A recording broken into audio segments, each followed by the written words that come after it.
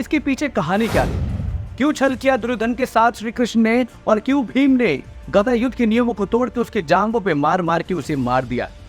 दोस्तों, असल में जब दुर्योधन के सारे महारथी वीर गति को प्राप्त हो जाते हैं, जिसमें दुर्योधन का सबसे प्रिय मित्र कर्ण भी था, तब दुर्योधन बिल्कुल अकेला हो जाता है। उसके 99 भाई भी मारे जाते हैं, उसके पितामह भीष्म भी मार दिए जाते हैं, द्रोणाचार्य का भी वध हो जाता है, उसके प्रिय मित्र कर्ण का भी वध हो जाता है। रोता बिलबिलाता घूम रहा होता है अकेलेपन में। तब अपनी माता गांधारी के पास जाता है। उसकी माता गांधारी ने शादी के बाद से अपनी आंखों पे पट्टी बांध, क्योंकि उनके पति धृतराष्ट्र बचपन से ही अंधे थे। इस वजह से वो आंखों पे पट्टी बांध देती है कि अगर मेरा पति कुछ नहीं देखेगा तो मैं भी कुछ नहीं देखूंगी।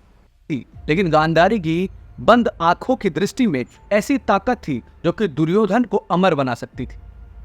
जब दुर्योधन अपनी माता के पास जाता है, तब उसकी माता कहती, पुत्र मैं तुम्हें जिता तो नहीं सकती, मैं तुम्हें अमर तो नहीं कर सकती, लेकिन तुम्हारे शरीर पे ऐसा कवच पहना सकती हूँ जिसके बाद कोई भी तुम्हारा वध नहीं कर पाएगा।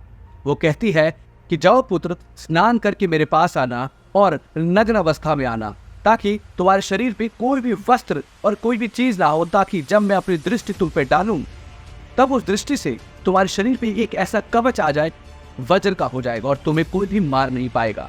लेकिन श्री कृष्ण जो सबको जानते थे, वो दुर्योधन को बीच में ही रोक लेते हैं। जब दुर्योधन स्नान करके अपनी माता गांधारी के पास जा रहा होता है, तब उसे कहते, तुम्हें शर्म नहीं आती? अपनी माता के पास इतने बड़े हो गए और नग्न अवस्था में जा रहे हो, तब कि तुम्हें कुछ न कुछ पहन के जाना चाहिए। दुर्योधन कहता है कि माता ने कहा है जैसे कि एक नवजात शिशु होता है, मैं वैसी अवस्था में उनके पास जाऊं। श्री कृष्ण कहते हैं माता ने तो कह दिया, लेकिन तुम्हारे अंदर तो अकल होनी चाहिए, तुम तो कुछ न कुछ पहन के जाओ। तब दुर्योधन श्री कृष्ण की बात मान लेता है और अपनी जांघों के आसपास, तब अपने प्राइवेट पार्ट्स और जांघों के आसपास एक पत्ता बांध के चला जाता है। और जब वो अपनी माता से मिलने जाता है, तब उसकी माता आंखें खोल के देखती है और उसके पूरे शरीर को वज्र का बना देती है। तब उसकी माता देखती है कि इसने कुछ अंगों को छुपा रखा है पत्तों से। तब उसकी माता कहती है, दुर्योधन कम से कम एक बात तो मेरी मान लेते जिससे मैं तुम्हें मरने न दे। तब दुर्योधन कहता है कि माता चिंता मत करो, मैं उस भीम के साथ गदा युद्ध करूंगा और गदा युद्ध के नियमों के अनुसार कोई भी जांघों पे वार नहीं कर सकता। और अगले दिन तब वो गुस्से में बिलबिलाता हुआ पानी के अंदर बैठा होता है अपने गुस्से को शांत करने के लिए। तब जब पांचों पांडव अगले दिन श्री कृष्ण के साथ उसे खोजते हुए उस सरोवर के पास जाते हैं, तब वो कहते हैं कहाँ चला गया, छुपके क्यों बैठा है? तब दुर्योधन कहता है कि मैं छुपा नहीं हूँ। तब दुर्योधन अपनी माता का वो कवच पहन के पांचों भाइयों को ललकारता है कि मैं पांचों को एक साथ मार सकता हूँ।